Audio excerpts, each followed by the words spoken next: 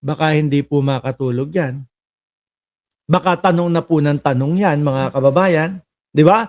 Lalo na, oh, kung makikita niya yung nangyari doon sa isang vlogger nila na ang ginawa, pinake news din si General Torre. Di ba? Salamat daw, National Bureau of Investigation sa paghatid dito sa bahay. May maikling kwentuhan, tawanan, no? See you, mga boss. Baka naman kaya nagtatawanan, no? Minsan, Boss, ano ba yung inaabi mo? Ano nga? Oh, tapos sabay tawanan. Sabi ni Ginger Cat, sabi ni Ngongo sa comment section sa page niya, basic lang daw.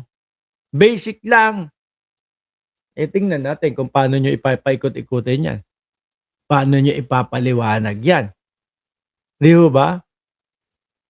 Mahilig siguro kumain yan ng mamoy at manok. Mamoy, maka at manok. Sir, nako, masakit sa ulo yan. Kung yun ngang ikaw na ang nagrereklamo no? Kung yung ikaw na ang nagrereklamo, masakit na sa ulo. Mas masakit pa sa ulo kapag ka ikaw yung inirereklamo.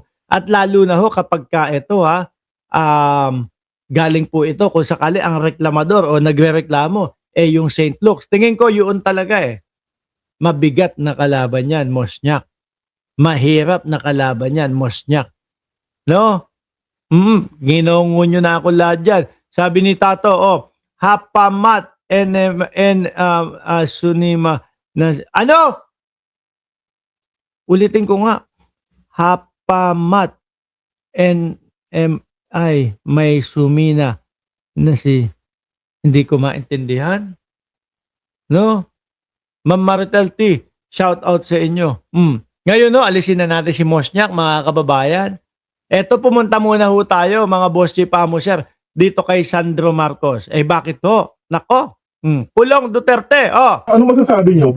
After po lumabas nung no work, no pay. Kung maalala nyo si Congressman Sandro Marcos, isinusulong mga bossing, yung no work, no pay. No? Ito po, ay sakop lahat ng kongresista, sakop po lahat ng mga politiko, mga kababayan. No? Which is, para sa akin, pabor at tama naman. Bakit to? Kasi yung mga sinusweldo niyang mga yan ay galing po sa bulsa ng mamamayang Pilipino. Galing po sa ating mga kaltas, sa ating mga sahod. Kada katapusan, kinsenas, katapusan, may tax. Di po ba? Tapos malaman-laman mo, karamihan ng mga congressman, nung mga senador, hindi nagpapapasok. Kagaya na lang ni Bato de la Rosa. Shout out kay Bring Him Bones. Gandang gabi. Di ba? Sayang. So ngayon, mga bossing, ano ito? Ano ibig sabihin nito? Si Pulong ba ay takot kay Sandro Marcos o takot doon sa isinusulong ni Congressman Sandro Marcos na no work, no pay? Medyo, ano masasabi nyo? After po lumabas nung no work, no pay, pumasok daw po si Kong Pulong. I'm sorry? After po lumabas yung no work, no pay, pumasok daw po today si Congressman Pulong Duterte. So, it hasn't been passed, gumagana na. No, no comment na lang. Malamang yan, asap si Pulong niyan. Bakit ganun ang pagkakaiba, no? Nung mga Marcos at Duterte kapag sumagot at nang aasar? Siyempre, alam mga kababayan, yung sagot dyan ni Sandro Marcos, merong konting pitik mga bossing, di ba? Pero nandun pa din yung class. Hindi pa na ipapasa, pero gumagana na. No? Ito ang tanong ko sa inyo. Magkano ang sweldo ng mga kongresista? 300,000 o mas mababa pa dyan? No? Tingin nyo ba, mga kababayan, kailangan ni Boss Pulong yon yung 300,000 kada buwan? Tingin nyo talagang hahabulin ni Kong Pulong yung yung 300,000 kada buwan? Feeling ko kasi hindi. No? Feeling ko hindi mga kababayan. Bakit?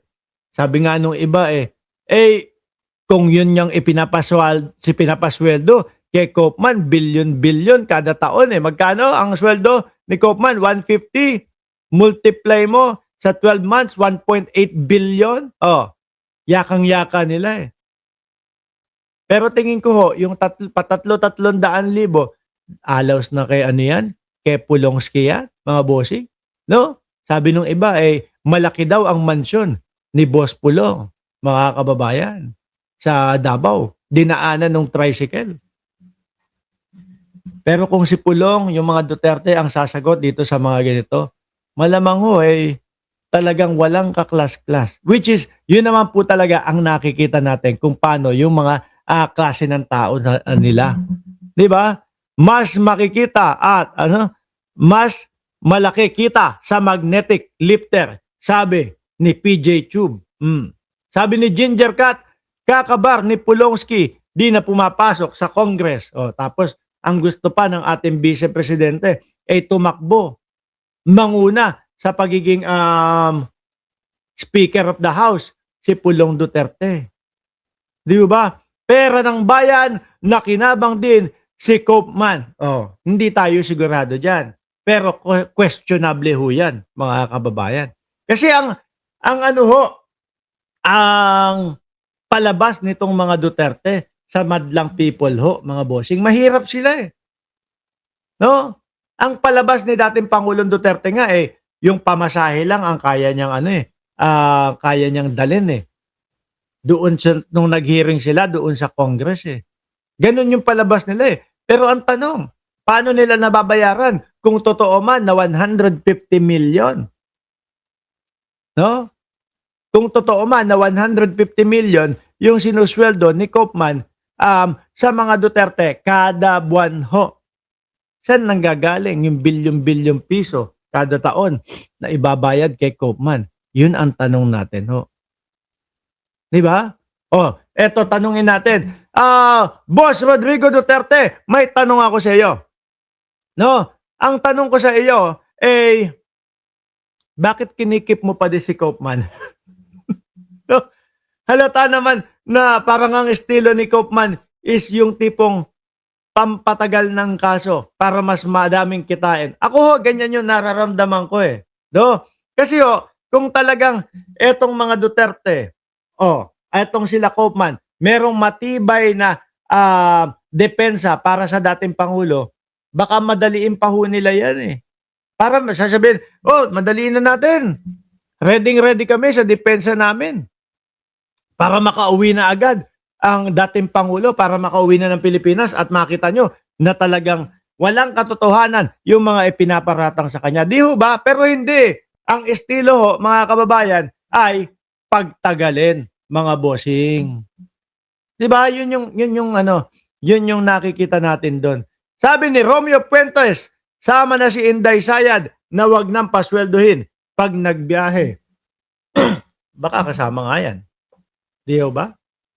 Kagaya niyan, laging parang labas-masok na lang ho ng ating bansa, mga kababayan eh. Di ba?